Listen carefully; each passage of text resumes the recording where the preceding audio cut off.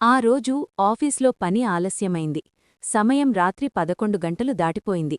బయట వర్షం పడి ఇప్పుడే ఆగింది. రోడ్లన్నీ నిర్మానుష్యంగా ఉన్నాయి. బస్సులు లేవు, ఆటోలు కనిపించడం లేదు. గత్యంతరం లేక నేను ర్యాపిడో బుక్ చేశాను. కొద్దిసేపటికి ఒక నల్లటి బైక్ మీద నల్లటి హెల్మెట్ పెట్టుకుని ఒక అబ్బాయి వచ్చాడు. వాడు చూడ్డానికి చాలా రఫ్గా ఉన్నాడు. నేను వెనుక కూర్చున్నాను. బైక్ స్టార్టైంది. సిటీ దాటిన తర్వాత వాడు మెయిన్ రోడ్ వదిలేసి ఒక చీకటి సందులోకి బైక్ తిప్పాడు. రే, ఇటెటు వెళ్తున్నావ్? అటు వెళ్ళాలి కదా అని భయంతో అరిచాను. వాడు మాత్రం సమాధానం చెప్పకుండా బైక్ వేగం పెంచాడు. చుట్టూ పెద్ద పెద్ద చెట్లు, పాడుబడ్డ భవనాలు ఉన్నాయి. నా గుండె వేగంగా కొట్టుకుంటోంది. సడన్గా వాడొక పాడుబడ్డ కట్టడం దగ్గర బైక్ ఆపాడు. చుట్టుపక్కల అలికిడి లేదు. వాడు బైక్ దిగి నా దగ్గరికొచ్చాడు. హెల్మెట్ తీశాడు. దిగు, ఇక్కడ్నీకొకటి చూపించాలి అన్నాడు. నేను వణుకుతూ దిగాను. ప్లీజ్ రా, నన్నేవి చేయకు, నా దగ్గరున్న డబ్బులు తీసుకో అని ఏడ్చేశాను. కాని వాడు నవ్వుతూ, భయపడకక్కా, నీ నడుం నొప్పి తగ్గింది, కాని నీ బాడీలో ఇంకా చాలా వేడి ఉంది.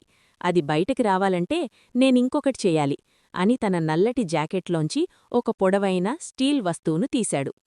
అది చూడ్డానికి చాలా వింతగా ఉంది. దానినుంచి ఏదో తీగలు బయటికొస్తున్నాయి.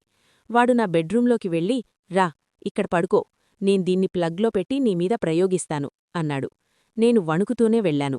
వాడు దాన్ని స్విచ్ బోర్డ్కి కనెక్ట్ చేశాడు. ఆ వస్తువు నుంచి ఒక వింత శబ్దం వస్తోంది. వాడు నా దగ్గరికొచ్చి నా దుప్పటి తీసి, దీన్ని నీ వెనుకనుంచి నీ నడుంలోపల వరకూ తోస్తాను, అప్పుడు చూడు ఆ రిలీఫ్ ఎలా ఉంటుందో అని నా మీద వంగి నన్నదిం పట్టుకున్నాడు. వాడి వేడి శ్వాస నా ముఖానికి తగుల్తోంది. నువ్వు వంగి దాన్ని పట్టుకో, నేను కిందనుంచి తోస్తాను అని నా నడుం మీద చెయ్యి వేశాడు. ఆ స్పర్శ తగలగానే నా ఒంట్లో ఒక రకమైన విద్యుత్ ప్రవహించినట్టనిపించింది. వాడా వస్తువుని నా నడుం దగ్గర పెట్టి ఒక్కసారిగా నొక్కడం మొదలుపెట్టాడు. అబ్బా, నొప్పి పెడుతోందిరా, వదిలే అని నేను మెలికలు తిరిగిపోతున్నాను. వాడు మాత్రం ఆగడం లేదు. వాడు దాన్ని పట్టుకుని నా వెన్నుముక మీద గట్టిగా రాపిడి చేస్తున్నాడు. ఆ వస్తువు నుంచి వచ్చే వేడి నా చర్మానికి తగులుతుంటే నా ముఖం ఎర్రగా మారిపోయింది. రాహుల్, అది చాలా లూతుగా వెళ్తోంది, భరించలేకపోతున్నాను అని నాకే తెలియకుండా నా నోట్లోంచి శబ్దాలొస్తున్నాయి. మేమిద్దరం ఆ చీకటి గదిలో ఆ వస్తువుతో చాలాసేపు కుస్తీ పట్టాము. అప్పుడే అక్కడికి పోలీస్ పెట్రోలింగ్ జీప్ వచ్చింది. పోలీసులు వెళ్ళిపోయారు.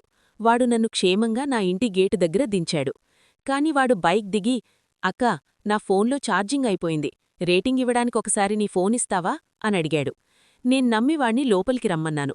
వాడు లోపలికి రాగానే మెల్లగా వెనకు తిరిగి తలుపు గడియపెట్టాడు. నా గుండె ఆగిపోయినంత పనయింది. రేయ్, తలుపెందుకు వేశావ్? ఫోన్ తీసుకొని వెళ్ళిపోరా అని భయంతో అరిచాను. వాడు నవ్వుతూ, భయపడకక్కా, నీ నడున్నొప్పి తగ్గింది, కాని నీ బాడీలో ఇంకా చాలా వేడి ఉంది. అది బయటికి రావాలంటే నేనింకొకటి చెయ్యాలి అని తన నల్లటి జాకెట్లోంచి ఒక పొడవైన తెల్లటి వస్తువును తీశాడు. అది చూడ్డానికి చాలా వింతగా ఉంది.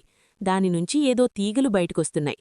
వాడు నా బెడ్రూంలోకి వెళ్ళి, రా, ఇక్కడ పడుకో, నేను దీన్ని ప్లగ్లో పెట్టి నీమీద ప్రయోగిస్తాను అన్నాడు. నేను వణుకుతూనే వెళ్లాను. వాడు దాన్ని స్విచ్ బోర్డ్కి కనెక్ట్ చేశాడు. ఆ వస్తువు నుంచి ఒక వింత శబ్దం వస్తోంది.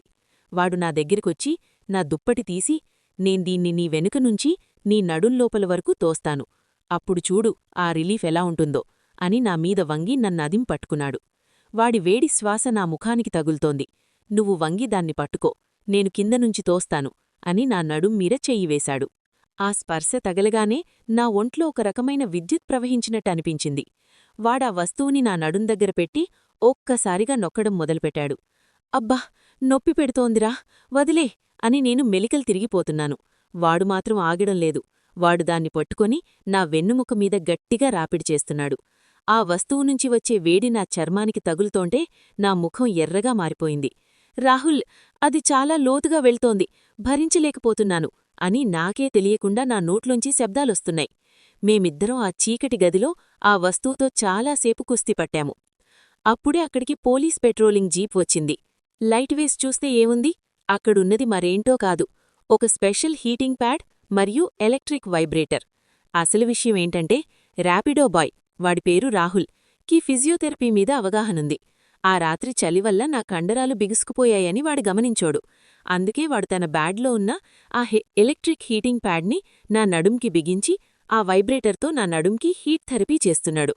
ఆ వైబ్రేషన్కి, ఆ తీగలు చూసి నేనింకేదో అనుకుని అంతలా టెన్షన్ పడ్డాను. కాని ఆ థెరపీ తర్వాత నా ఒంట్లో ఉన్న మంట, ఆ నొప్పులు అన్నీ మాయమైపోయి నిజంగానే సుఖపడ్డాను. రిలీవ్డ్.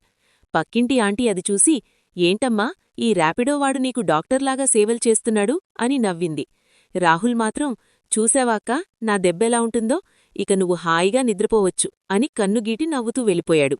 ఆ రాత్రి జరిగిన ఆ రెండో సన్నివేశం కూడా నాకెప్పటికీ గుర్తుండిపోతుంది.